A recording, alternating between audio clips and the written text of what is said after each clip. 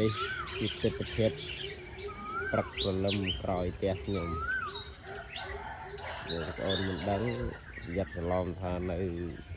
ព្រៃណាណីអរេស្ដាប់សំឡេងសត្វមានគ្រប់សោកព្រឹកព្រលឹមនៅខាងខេត្តព្រៃវែង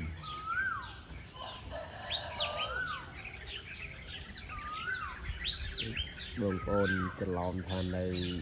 ព្រៃអាម៉ាហ្សូននេះដែរ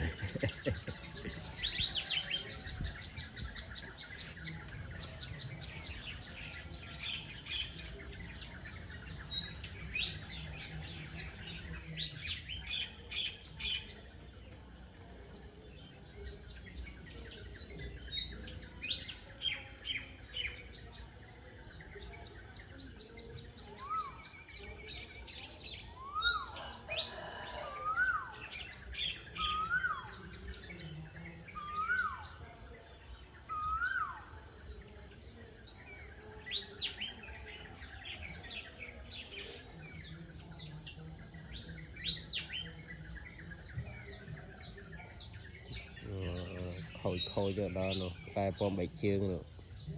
ពីរវៃនោះ